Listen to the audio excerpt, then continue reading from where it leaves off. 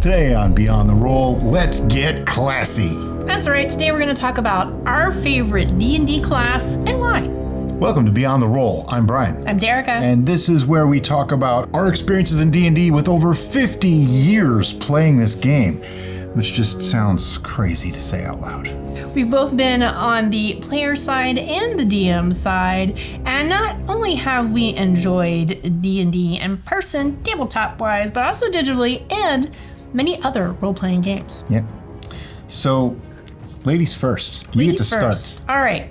So, I like them all, to be honest. Most. But I would say that if I were to be, you can only play one for the rest of your life, what would it be? I would go with Bard. And the reason being is, I like to have lots of skills. And bards get to have a lot of skills. They do. They also, more often than not, tend to be charisma-based. And I really enjoy being a charismatic character. I think they have to be. Because in real life, I'm kind of a dork and quiet and She's reserved. charismatic. Don't let her fool you. So I like to push the boundaries and just be this flamboyant, in-your-face, whether it's a positive in your face or a negative in your face. I've done both styles of characters and had equal amount of fun. But I really like to utilize that ability that lots of people I feel just kind of disregard. They're just like, oh, that's my dump stat. I don't really care about that. Yeah, a lot of people stereotype bards too. Sure. Which But I'm talking about the irritates me in a way. charisma ability right now. I'm not talking about bards. Gotcha. But in regards to bards. Okay. So I like utilizing a high charisma not only to aid in my charisma-based skills, which I really like utilizing in roleplay, whether they're appropriate or not.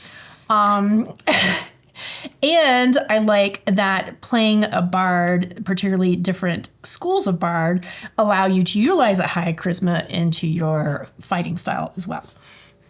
I think bards are pretty cool because you get to use weapons and magic. It's kind of like the best of both worlds. But they are a full caster class. Yes. Which is really amazing because in previous versions, they were not full casters. Yep. They were like half casters. Yep. Maybe a little bit more than, say, a paladin or a ranger. But now they're full caster, which is really awesome because not many full casters get the abilities that they actually have. Yeah. The new and improved bard, and by that I mean 5th edition, Well, 2024 edition 2024, actually which improved is it even more. Right. Okay. They are kind of like their own thing now. And there's so many different variables, so many different directions you can go with it that I find really appealing. So I can really make my own special variety of bard, if you will. Right. And it used to be that, oh, you were just the pretty thing that gave everybody inspiration. That was basically it. Yeah, it used to just be that. It's not that way anymore. And even the inspiration has different tracks. So you can inspire a person on a specific ability. You can even inspire them in their combat. Lots of different things are happening there. And there's a lot more interesting spells for the bards, I feel now. Yes. That can make them be not just a pretty pony girl. No, she can. They don't have as many true full out damage spells, but they do have some that are really, really good. They do.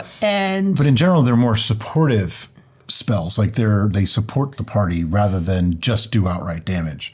I think our friend Kelly, who played a very gimped ability When we say bard. gimped, I think her highest ability other than charisma was like 10. Yeah. Some of them were as low as 6. She had lots of negatives going for her, but she just went played with the that heck out of it. and played the heck out of it. And something that really useful. That you would just be like, oh, that's little Erin. She did a good job. She pulled out the punches occasionally. There was several times that what she did made all the difference in a fight. Yeah. She turned the tide. Cloud of Daggers was her big thing. She used to do that one a lot. The lance, the psychic lance. Psychic Lance is another good one. Yeah, those are really cool. So for me, my play style, I like to be the one that gets in people's faces and talks and tries to get information out of them that's going to aid the rest of my party. I do like doing magical stuff that is going to aid other people than just myself. So that really works well with Bard. Right. And I tend to like to be an archer style. So I can sit in the back, but I don't have to with Bard. But I can well, I don't know that there's some anything. arrows and- It depends on what subclass of Bard you're playing. Absolutely. Which one Absolutely. applies to archer versus a fighter type, like a melee character.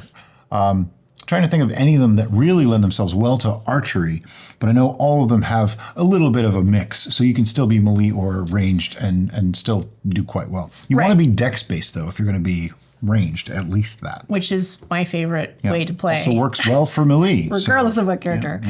Though recently I've been appreciating some of the strength-based builds. There's some nice stuff about strength-based as well. Strength-based used to be in 5e just, there's really no good reason, but now with Great Weapon Master, that changes things a little bit. So Brian touched briefly a little bit about how he feels most people categorize Stereotyping. bards as like the team slut. Yeah. Yeah, and that's what 90% of people that I hear talk about bards say. The memes, the jokes, everything. And They are so much beyond that. And I think, again, referencing to our friend Kelly and her interpretation that of stereotype. Aaron, there was nothing about... sexual about Aaron. No. Aaron was an innocent, childlike... We literally tied a bell to her just so we knew. I did. My character did. She was kind of string creature. from my inventory, tied it to her, so I knew where she was. She was a chaos monkey. She might as well have been Fae. I believe she was a halfling. Halfling, I think, yeah. But I think she was Fae touched, whether she was or not. Yeah. It was just like, where's Aaron? What is she doing now? It may be good. It may not be good. It doesn't really matter. She's going to be happy regardless. So some of the other bards that I've played that don't fall into that stereotype, I think I've played the innocent, finding positivity everywhere bard. Flower child, yeah. Yeah. Surprisingly enough, that was Pinky, my half-orc bard. Yep. She just, everything's glorious. Yeah. She Until, basically grew up in a commune. yeah. Peace, love, man. But she did have a violent streak. You just had to push her to that point. trigger that, and then she would kill all the things. But most of the time in a social interaction, she's like, I don't care what you are. Yep. You're my friend now. Let's be friends. And I think the whole stereotypical bard doing that, it's just so old. Like, why are people still doing that? Yeah. It's boring, it's played out, and when all you do is make innuendos and sexual jokes throughout the whole campaign, your character's boring now to me. I'm sorry. There's a time and place for that, Yeah. but only if it's appropriate for your character. Right. So if that's now, a the joke way you now wanna and go, then is cool. Fine. But when that's like all there is to the character, to me, that's, you got to have more going on than that. Now, one of my favorite characters that if you watched our favorite characters episode, I'll make sure to link that in the description below in case you haven't, is Kildara. And Kildara was a multi-class train wreck. From 3.5 edition, she was a bard, But she did have bard, assassin, arcane archer. Yeah. So she did play the seductress role. She rarely actually went through with anything, but she rarely... No, let me say something. She wasn't your typical horny bard. She used that She was as a tool. using that, yes. There's a difference. She wasn't just the horny bard that wanted to seduce everybody. She would didn't do that. flirt and seduce with people to try to get information out of them. It was a tool to her, and She used her personality and her charisma to further what she needed. It wasn't, she's just a horny bard and wants to get with everything. No. It wasn't that at all. nope. That's the stereotype, is the horny bard. And the one of the amusing parts of that when I would do that with Kildara, even though she had stupid high modifiers for all those skills and all those things, whenever it was coming down to I'm going to make you tell me things that you shouldn't, I would roll really, really badly. Yeah, it was she just always did. painful. Just funny. And that's why I always refer to her as my favorite train wreck, because she was a mess beyond that. So what is your favorite character or player class style? Okay. I had to think about this because in older editions, I was definitely more the melee style fighter type. as the editions got higher, I started to lean more into wanting skills. I really liked skills. It was a thing. I like skills. Derek is the same way. And in the most recent, in 5e, I would have to say that my favorite class is the rogue. For many reasons. I am currently playing 2 rogues in 2 different campaigns right now, but other previous characters that I played were also a rogue. Venna was a rogue. So that's three or four rogues in just the last 2 years. Now, I almost always pair it with something else, except on one character right now. She is a level 13 soul knife rogue, pure rogue. I see no reason to change it. Of course, we have a very benevolent and forgiving and understanding DM. And no, it's actually our friend Paul, who's in England. He has given a lot of leeway, and his idea is, you know what? If it makes you have fun, then it's all good. Some of the things that he has allowed are a little bit broken. You know, like bracers of archery for a soul knife. But he went with it. And in the older 2020, or before 2024, I had sharpshooter, and he let me use that with the soul knife throwing daggers. She was ridiculous. It's just so overpowered. We've adjusted some of those things, and she's still ridiculous. Well, because we remade it for the 2024 version. Yeah. We remade some of our characters. 2025. No, 2024. Came out 2024. It is 2025 when we did it, but it's the 2024 edition. Sorry. Yeah, numbers, years, time, whatever. So when I did that, I felt a lot better because sharpshooter didn't work the same way anymore and things like that. So she became much more legit, in my opinion. Just an insane build, plus lots and lots of magic items have really enhanced her ability. She has a flying carpet. She has a familiar. I mean, come on, she's pure rogue. And it's all legit. Every single bit of it is legit. There's some really cool feats that you can take now with the latest edition that really... I've said it again, I'll say it 10 times more. You can really customize your character, and they don't have to be pigeonholed. They don't have to be just a rogue or just a fighter. They can be a little bit of everything based on what little nuances you add to them. Now, interesting story too. I had a character that was, I say she was a mistake the way I built her. I tried to remake a character that I played in another game many years ago that was one of my favorites, Vicky. And she was a bard rogue weapon master in 3.5 edition. Tried to remake her in 5e, and there's no equivalent there. So she became a bard paladin rogue. Yeah. In a recent campaign with Derica. And I found very, very quickly that this character is not playing the way I was expecting, just because the role play took its course, And I was like, I'm not playing a bard. She's a bard, but I'm not even playing her as a bard. And that's where bard is I like the bard class, but I don't love the bard class, because as much as Derica likes to use magic and spells to help the party, I guess I'm a little more selfish. I tend to be the one in front, so I'm trying to protect my own butt. Yeah. But all of my characters, well, not all. Vicky, even though she was in front and did use, she was the swords bard, so she had the things that helped her, not just the whole party. But if one of her party mates was in trouble, she was the first one to jump and put herself between danger and a party member to help protect them. Yeah. So as much as it's helping her, she's still helping someone else by using her own abilities, which is just a different way of helping the whole party. So talking briefly about your selfishness, yeah, I think that leads into the second reason, besides the skills, of why you really enjoy playing a rogue. Because I get to sneak and I get to do a lot of damage. A lot of damage. Yeah.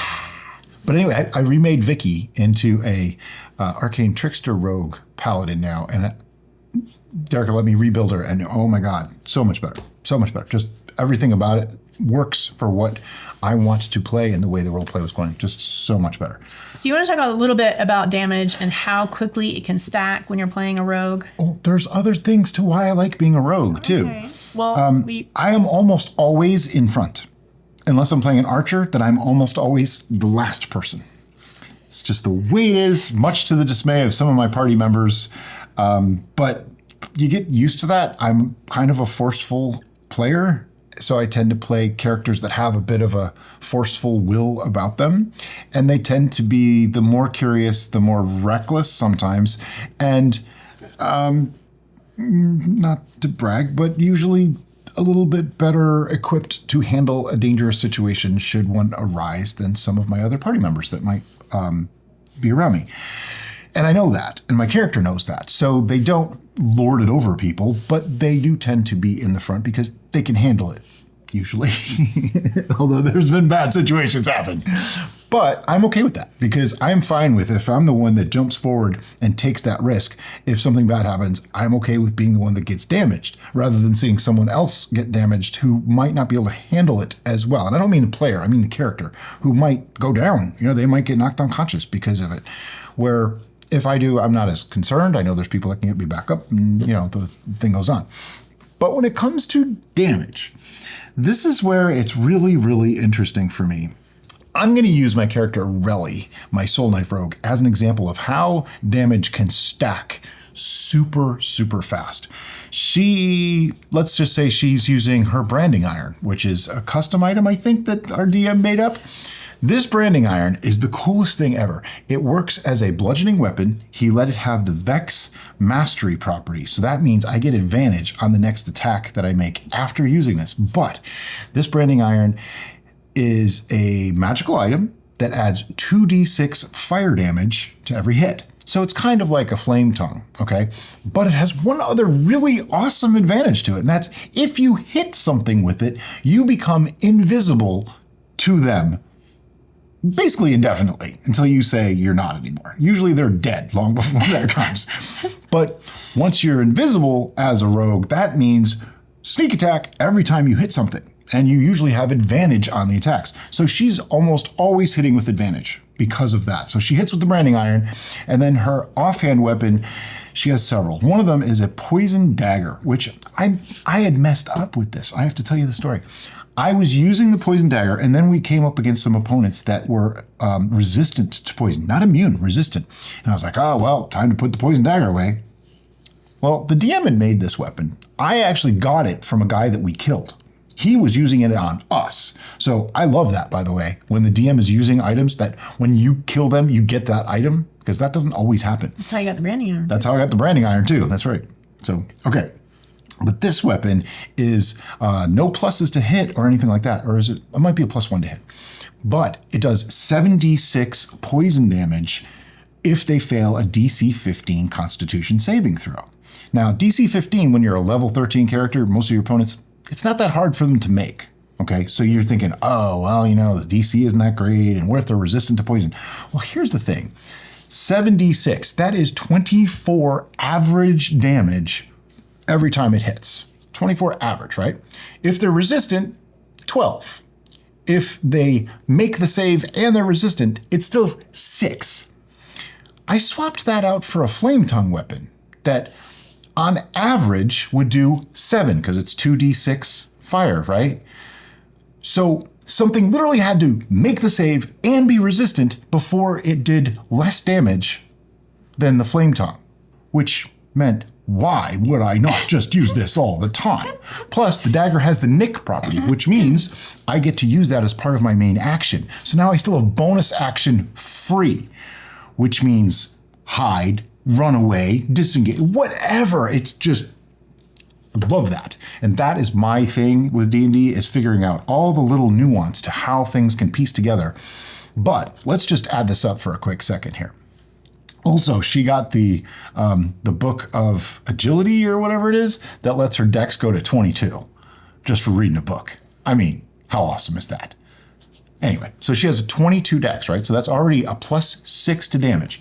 And then she has the dual wielding feature. So she gets to add that ability modifier to her offhand or her second attack as well. So the branding iron is a D6 weapon +6, right? So she's already 3.5 average +6 from just the damage there. So that's 9.5. And then it does 2d6 fire damage. So that's another 7. So that's 16.5 average damage with just the branding iron. But now she's invisible, which means her second attack is also with advantage. And that one... And you get the sneak attack. Yeah. Well, wait, I didn't do sneak attack yet. That one is a D4. So remember, we're at 16.5 points, which is the rating iron. Okay, 16.5.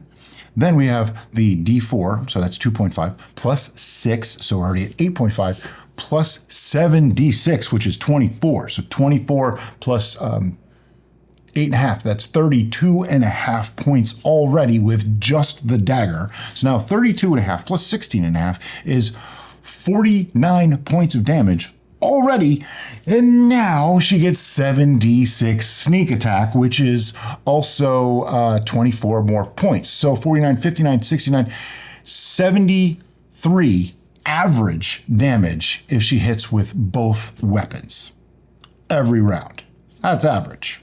That's just average. And that's if she didn't use Hex, which she actually gets to do once a day. And there was something else that she was doing for a little while. I mean, I have so many ways to layer the damage, and it's just awesome. Now, the difference between something like that and what I did with Vicky, her new rebuild with a rogue paladin, is she doesn't have many spell slots as a rogue paladin, but she has smite. Eventually, she will have the 5th level spell slot so that she can do essentially a 6d8 smite. But you save those for when you crit, because when you crit, all your dice get doubled. So with one attack, she can do, and just hear me out, this is at level 20, okay? Just hear me out for a second. Let's assume she has a flame tongue, right? At level 20, she will be able to do 4d8, because she uses a rapier, 48 plus 5 for her ability modifier, that's 9.5, plus 2 because she has dueling, that's 11.5, plus booming blade or green flame blade. Let's just assume only the first half of that, right? So we have 4.5 plus 9.5, 11.5. I'm at 11.5 plus green flame blade, which is 3d8 at that point. So that's 13.5 damage. So we're already at 13.5, 25 damage right there, okay? 25 damage. This is not a crit, by the way. This is just a regular hit. So 25 damage, plus she's going to have 9d6 sneak attack by that point. So that's 31. So 29 and 31 is already 60 points of average damage. Then if she does a smite, like I said, 68, that's another 28 points. So that's 84 average damage if she smites every round. By the way, Derek is the DM for this, so I probably shouldn't be talking too much about this because she's going, oh my God. I already know. Yeah. It's fine. I actually figured it out that on a good crit, she can average about 150 to 160 points of damage. But that's the way I build characters. So hopefully by our enthusiasm and talking about these specific characters based on these builds, you understand why we've chosen these classes as our favorites. If I had to have a second favorite, I would say Ranger. I really like that archetype and the different natural influences that come into play with a melee style fighter I would type. say for me, Ranger would be like a close third to Fighter. The new Fighter is outstanding. There's so many things you can do. So amazing. So many new abilities that they didn't have before. Ways to up your skills. If you don't get many skills, but you have a way now to add like a D10 or D12 to your roll, which is amazing. Not many classes get to do that. And to do that as a fighter is just incredible. And you can do it multiple times per day and it resets on a short rest. But Rangers are cool too. I used to like the old Gloomstalker Ranger and then they changed it. It's not as good now. I liked getting an extra attack every round. You know, this use of 2-3 times a day to add extra damage doesn't seem to fit as well. But to me, a Ranger is just a fighter with a little bit of rogue ability. Even though they're supposed to be like, you know, this wilderness thing, they're really not. They're not meant to be that. Yeah, but I like that flavor. Oh, I do too. And I love the fact that they have a little bit of magic and that kind of thing. So there's fun things. But one of the things that I love to do is I'll make a Ranger that has no Ranger classes. I'll make a rogue that has no rogue classes. I'll make a fighter that has no fighter classes. Like Vicky is a fighter with no fighter classes. Yeah. She's rogue. She's a rogue paladin. Yeah. There's been plenty of characters that he's played that somebody has tried to guess his class and that wasn't Yeah. Hard to package it all. It's funny though, the one kind of classes that I don't really play is all the caster classes. They just don't fit for me. I don't do as well with those. Our friend Adam keeps trying to get me to do an evocation wizard. I'm like, it just doesn't thrill me. I've played with it, but. So, do you have a favorite class to play? Let us know in the comments below, and don't forget to add why. Yeah, because, what good is just saying wizard without an explanation? We want to know why. What do you like about the wizard? Tell us a story. Tell us something that happened that made it interesting for you. And as always, may the rolls ever be in your favor. Thanks for watching. Have a great day. Bye-bye.